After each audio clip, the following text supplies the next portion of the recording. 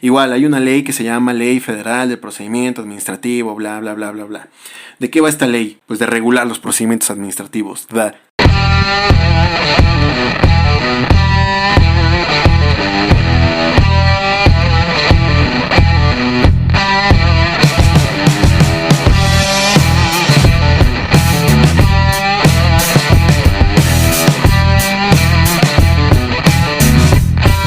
Hola, ¿qué tal amigos de Derecho en Fa? Los saludo con muchísimo gusto. Mi nombre es Fernando Cortés y como ya se habrán podido dar cuenta en el título de este nuevo podcast, vamos a hablar del tema que nos lleva encerrados a todos los mexicanos ya más de 2 semanas en nuestras casas. Claro, sin lugar a dudas nos estamos refiriendo al virus denominado coronavirus que produce la enfermedad de COVID-19. Pero bueno, vamos a tocar el tema desde una perspectiva diferente. Digo, por si no se han dado cuenta, esto es Derecho en Fa, esto no es Salud en Corto. Entonces, nosotros vamos a abordar el tema como el título de este podcast mismo lo dice, reitero, sobre las consecuencias de derecho producto de esta contingencia sanitaria, de esta pandemia y sobre todo también las consecuencias de derecho que va a haber a posteriori cuando se solucione este conflicto. Los medios de comunicación no se han hecho esperar y nos han bombardeado con muchísima información que la verdad es que no vale la pena repetir en este podcast. Sobra decir dónde se originó y sobra decir cuáles son los efectos o cuáles son los síntomas, que de hecho lo vamos a averiguar en los siguientes podcasts, porque ahora que ya estamos en confinamiento vamos a estar subiendo podcasts, pues yo creo que 2 por semana o algo así. Lo que sí nos interesa es la llegada de este virus a nuestro país. Y a lo mejor ustedes dicen, ajá, tú como abogado, ¿como por qué diablos estás hablando de cosas de la salud, no? Y bueno, para que lo sepan, el Estado mexicano es como cualquier otro estado, es un ente político, es un sistema jurídico y político que obviamente se rige bajo ciertas normas y bajo ciertas leyes que nos damos el pueblo mexicano a través de la Constitución, ¿no? ¿Y a qué voy con todo esto? Bueno, pues que el derecho está presente en todas y cada una de las ramas de las ciencias. En todo el mundo, durante todo el tiempo de la humanidad, siempre ha sido así. El derecho le da vida o le da pauta para que ciertas ciencias se desarrollen. Entonces, por supuesto que tiene que ver esta contingencia sanitaria en el derecho. El día de hoy vamos a ver el peor escenario que se podría desencadenar y que es legal en nuestro ordenamiento jurídico mexicano. Y bueno, vamos a hacer un poquito de memoria. El 28 de febrero del 2020, los medios empezaron a reportar el primer caso de un paciente con COVID-19 que supuestamente viajó a Italia y que se encontraba internado o bajo observación en la Ciudad de México, ¿no? Y a raíz de esto, yo creo que no se tomaron los protocolos adecuados en el momento adecuado, lo cual pues desencadenó en la terrible contingencia que ahora tenemos. Aquí no estamos tratando de juzgar o de ponernos en contra de algún partido o algo así, sin embargo, lo que sí es una realidad en nuestro país es que el gobierno en turno, encabezado por Andrés Manuel López Obrador, no está a la altura de esta contingencia y ha tomado medidas poco ortodoxas, ¿no? Y no se ha comportado a la altura de sus homólogos a nivel internacional. Sin embargo, aquí nos vamos a ocupar estrictamente del derecho, ¿no? ¿Qué dice el derecho en estos casos de contingencia? Y después del primer caso confirmado de COVID-19 en nuestro país, el Consejo General de la Abogacía Mexicana, que no es otra cosa más que un órgano colegiado, si así lo quieren ver, de distintas firmas de abogados reconocidos a nivel nacional, entre comillas, que se autonombran, ¿no? Que se autoponen este nombre y que emiten pues recomendaciones y comunicados cuando tipo de cosas como estas suceden a nivel nacional, ¿no? Y no solamente de contingencias sanitarias, sino de cualquier otra cosa donde el derecho tenga que ver. Pero ¿para qué nos ocupa este documento? Bueno, pues consideramos que tiene los puntos esenciales sobre los cuales el derecho tendrá que ver o jugará un papel importante a priori y a posteriori de la pandemia de COVID-19, ¿no? Y pues bueno, obviamente no lo vamos a leer aquí aquí esto es Derecho en Fa, carajo. Iría contra nuestros principios. Si quieren leer o si quieren que nosotros les expliquemos los artículos uno por uno, eso no va a pasar acá. ¿Cuáles son los puntos importantes? Lo único rescatable de este documento pues son rubros como la salud, los labores o bueno el trabajo, las relaciones comerciales y en materia mercantil y los procedimientos judiciales. ¿Qué va a suceder con esto durante la pandemia? Y bueno, yo creo que la ley por excelencia para prever cosas como esta pandemia, pues es la Ley General de Salud. Por eso se recurre mucho a esta en este documento. Básicamente nos dice que la Ley General de Salud faculta a las autoridades sanitarias para utilizar como elementos auxiliares en la lucha contra las epidemias todos los recursos médicos y de asistencia social de los sectores pues privado, social, público que tengan presencia en las regiones afectadas o en sus colindancias. De acuerdo también a varias disposiciones legales y reglamentos aplicables, ¿no? Hay que recordar que muchas veces las leyes tienen sus propios reglamentos para su exacta y correcta aplicación. También nos habla sobre el control migratorio. Todo esto lo pueden encontrar en la Ley General de Salud, pero repito, estas no son clases. Pues para eso existe la universidad, ¿no? Entonces, también nuestra Ley General de Salud nos habla sobre a una especie de control migratorio, ¿no?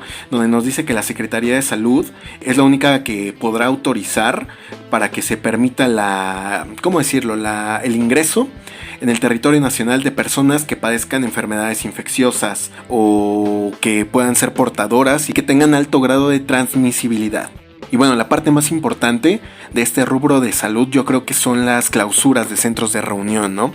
Que ya lo vimos, ya no es un posible, pues ya sabemos, hoteles, todos los que se han visto afectados, no sé, hoteles, restaurantes, oficinas, escuelas, fábricas, habitaciones colectivas, todo este tipo de cuestiones, ¿no? Espectáculos, tanto artísticos como deportivos, ¿no? Cualquier lugar donde se pueda aglomerar la gente, pues puede ser susceptible de una clausura temporal o cierre temporal.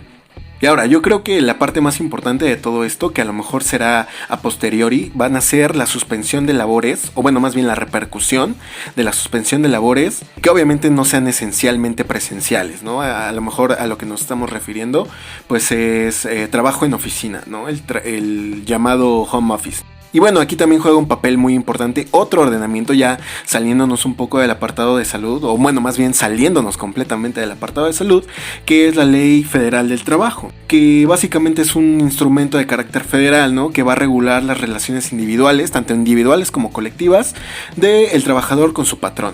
Y creo que esta es la parte a la que todo el mundo le debería prestar suficiente importancia, porque hemos estado viendo en redes sociales que hay mucha denuncia acerca de patrones que les están recortando el sueldo y todo este tipo de cuestiones. Pero vamos a ver qué dice la ley, ¿no? Porque pues muchas veces se tacha de negligente o de avaricioso a los patrones, es decir, a los empresarios o emprendedores, ya sea de pequeñas o de medianas empresas. Sin embargo, no nos podemos saber la situación, ¿no? Del otro lado de la moneda. Retomando el hilo, ¿qué nos dice la Ley Federal del Trabajo? Pues que al menos que la autoridad competente declara una contingencia sanitaria que ya ocurrió, esto a la fecha de que se graba el podcast, que es 7 de abril del 2020, fue publicada en el Diario Oficial de la Federación el 30 de marzo del 2020, es decir, hace pues 8 o 9 días aproximadamente. Y bueno, ¿cuáles son las consecuencias de derecho que una pandemia o más bien una declaratoria de contingencia sanitaria acarrean a nosotros como, bueno, a las personas que son trabajadores, ¿no? Pues que bueno, una vez declarada esta contingencia, podrá haber lugar a la suspensión de labores, por lo cual los trabajadores van a tener que seguir prestando su servicio en caso de que obviamente el trabajo por su naturaleza así lo permita, y pues el patrón, o en este caso el empresario, pagar el salario correspondiente. Pero ojo, aquí hay una parte fundamental, ¿no? Que es pues lo estipulado en esta misma ley, ¿no? La Ley Federal del Trabajo. Y también hay que considerar algo muy importante, ¿no? Que las relaciones de trabajo no son otra cosa más que contratos, ya sea individuales o colectivos. Sí, que el derecho mexicano los protege con una materia aparte, bueno, eso es cierto. Sin embargo, no pierden su naturaleza, ¿no? Que son contratos. ¿Y a qué me refiero con esto? Pues bueno, a que están sujetos expresamente al consentimiento de las partes. Y esto lo reconoce nuestra Ley Federal del Trabajo. Sin embargo, el patrón solamente está obligado a pagar por concepto de indemnización un salario mínimo por cada día que dure la contingencia. Y bueno, a lo mejor esta situación es algo que saca de sus casillas, ¿no? A los trabajadores, ¿no? Sin embargo, tenemos que entender aquí dos cosas. Esta contingencia sanitaria es producto de un caso fortuito. Y también es una situación de fuerza mayor. ¿A qué voy con esto? Bueno, pues que la mutación del virus, que pues como sabemos antes atacaba o era susceptible de enfermar solo cierto tipo de animales, pues mutó. Y estas mutaciones están sujetas simplemente a la probabilidad. Y por estar sujetas a la probabilidad, es entonces que hablamos de un caso fortuito. Ahora, que se hayan contagiado todas las personas, por ejemplo en China, y que luego la globalización en la que estamos inmersos haya hecho que el contagio sea muchísimo más rápido, es un caso de fuerza mayor. O sea, no es como que inclusive en los gobiernos no está en sus manos, ¿no? Esas son las actividades que realmente realizamos todos los días y a las que no nos podemos dar el lujo de suprimir. Entonces obviamente este contagio masivo de este virus se le escapa de la mano absolutamente a todos los gobiernos, inclusive a los más poderosos del mundo. Y si se les escapa de las manos a ellos, obviamente los emprendedores, obviamente los patrones, pues no es algo que puedan regular o no es algo que ellos puedan manejar, ¿no? Entonces por eso la Ley Federal de Trabajo, prevé también, estos supuestos, ¿no? En donde hay caso fortuito y fuerza mayor. Y es por eso, para que no se vean afectados los intereses ni de un lado ni del otro, es que se decide o más bien se regula de esta manera. Es decir, se traduce en el otorgamiento de un salario mínimo diario, ¿no? Que hoy en día asciende a la cantidad de 123 pesos con 22 centavos. Es decir, que el patrón solamente está obligado a pagar 123 pesos con 22 centavos por día durante todo el tiempo que dure la contingencia a sus trabajadores, independientemente, eso sí, de que el trabajador decida prestar sus servicios o no. Eso es algo muy interesante a considerar. Y ahora en cuanto a la incapacidad del IMSS, porque ¿qué sucede si un trabajador da positivo a esta enfermedad, a este virus? Pues va a tener que tramitar la incapacidad correspondiente. Algo que sí quiero dejar muy en claro antes de avanzar al siguiente punto es que el trabajador no está obligado a prestar el servicio, pero eso sí, el patrón sí está obligado a pagarle un salario mínimo por el tiempo que dure la contingencia. Y sobre todo, los despidos a causa de este virus están completamente prohibidos. Ahora, como podrán darse cuenta, si bien es cierto la ley no obliga a los patrones a pagar el salario íntegro a sus empleados, la verdad es que sí favorece mucho a estos, favorece mucho a los trabajadores. Y esto se lo debemos pues a que el derecho mexicano sinceramente siempre ha sido bastante paternalista a raíz de la Constitución del 17, por todos los movimientos sociales que hubo. Protege mucho a los gremios, pero estas medidas sin lugar a duda traen consecuencias para la sanidad de nuestra economía nacional. ¿Y a qué me refiero con esto? Imagínense que, por ejemplo, un emprendedor, una pequeña empresa que pues apenas va posicionándose, apenas tiene los recursos suficientes para operar. Obviamente ya hablamos de que esto es un caso fortuito, un caso de fuerza mayor. Sin embargo, las recomendaciones que hace el gobierno de pagar íntegramente a sus empleados hace que sea muy difícil que estas pequeñas o medianas empresas puedan sostenerse a largo plazo y que por consiguiente puedan seguir dándoles trabajo a las decenas o a los cientos de empleados que tengan. Y a lo mejor ustedes se preguntan por qué. Bueno, imagínense, alguien que repito, está al frente de estas empresas, un emprendedor, pues se ve en la dificultad, ¿no? Porque una va a tener que, aunque legalmente no está obligado a pagar el salario íntegro, pues es lo que se está haciendo. Entonces, tiene que pagar salarios. Pero también el gobierno le dice, a través de la Profeco, que está prohibido alzar injustificadamente, entre comillas, los precios de sus productos o servicios. Entonces, si ya no tienes una forma de generar dinero porque ahora todos tus trabajadores, pensemos en una maquiladora, ¿no? Obviamente los empleados tienen que estar físicamente en ese lugar porque ahí están los instrumentos y la maquinaria necesaria para producir, ¿no? Al no estar ahí, al estar resguardados en su casa con el salario completo, obviamente el emprendedor ya no tiene fuentes de ingreso. ¿Por qué? Porque su producto ya no lo está generando. A lo mejor tiene lo que hay en inventario, lo que hay en bodega, ¿no? Sin embargo, ¿cómo el emprendedor o el empresario saca dinero para seguir pagándole a estas personas si está prohibido hacer un alza en sus productos o en sus servicios? Y si a esto le sumamos que la administración no ve con buenos ojos las peticiones de los empresarios en cuanto hace a estímulos fiscales, es decir, que se prorroguen o que se condonen ciertos impuestos durante el tiempo que dura esta contingencia sanitaria, pues básicamente lo que va a hacer es tronar las pequeñas empresas. A lo mejor, obviamente hay empresas, por ejemplo las transnacionales o empresas que ya tienen muchísimos años en el mercado mexicano, que obviamente sí van a tener pérdidas, pero estamos de acuerdo que no se van a ir a la quiebra. Pero lo que sí va a perjudicar mucho es a las pequeñas y medianas empresas, eso ténganlo por seguro. Si esto se prorroga más allá de mes y medio, 2 meses, es muy probable que un gran porcentaje de estas empresas tengan que cerrar sus puertas. Las políticas públicas deberían estar enfocadas a tratar de salvaguardar y a rescatar estas pequeñas y medianas empresas. Es decir, que se les permita la condonación de pagos como el ISR, como el impuesto sobre la nómina, como el Infonavit, el Seguro Social, o que se les prorrogue, ¿no? Que a partir de 6, 7, 8 meses que se recuperen puedan empezar a pagar lo que no se había pagado. Pero bueno, ¿y ahora qué pasa con las relaciones comerciales o con las relaciones civiles? Afortunadamente, la mayoría de las legislaciones mexicanas contemplan estas dos figuras de las que ya hemos hablado, el caso fortuito y el caso de fuerza mayor, y el Código de Comercio no es la excepción, porque nos dice que, por ejemplo, los depósitos de mercancías, el control del transporte y la consignación mercantil establecen supuestos que, por así decirlo, eximen de responsabilidad en casos de, como ya lo dijimos, caso fortuito o fuerza mayor, por lo cual cada caso en particular deberá analizarse bajo dichos supuestos. Esto nos dice el Código de Comercio, repito.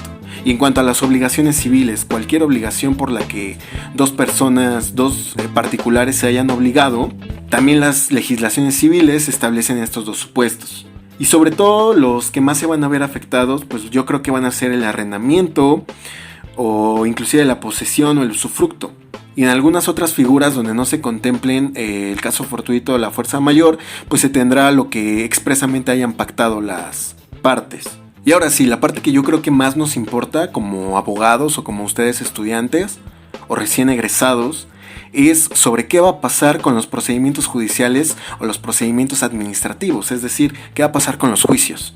Entonces hay un acuerdo del Pleno de la Suprema Corte de Justicia de la Nación, originado por caso fortuito o fuerza mayor, derivado de la ley reglamentaria de las fracciones 1 y 2 del artículo 105 de la Constitución Política, ¿no? Esto es un poquito técnico, ignoren esa onda, ahorita les digo más o menos de qué va esto, ¿no? En los procedimientos judiciales, ¿qué va a pasar con esto? Pues bueno, que pueda autorizarse administrativamente la suspensión de labores, es decir, de los juzgados.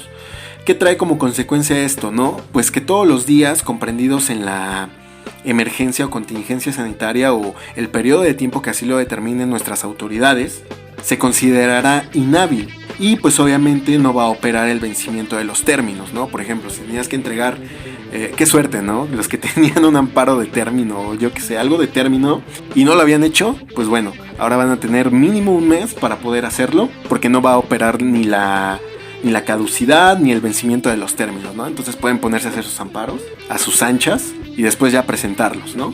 Y en cuanto a los procedimientos administrativos, igual hay una ley que se llama Ley Federal de Procedimiento Administrativo, bla, bla, bla, bla, bla. ¿De qué va esta ley? Pues de regular los procedimientos administrativos, ¿verdad? ¿Pero qué nos importa este ordenamiento? Pues que faculta a los titulares de las dependencias para suspender los labores, repito otra vez, por causa de fuerza mayor o de caso fortuito. Obviamente todo esto, todas las resoluciones, todos los decretos deberán estar debidamente fundados e igual, ¿no? Determinar que no corran los términos de ley para cualquier tipo de trámite, diligencia o actuación dentro de algún procedimiento. Ya para finalizar este podcast, queridos amigos de Derecho en FA, pues reiterando lo que ya sabemos todos, pero que muy poca gente lo hace.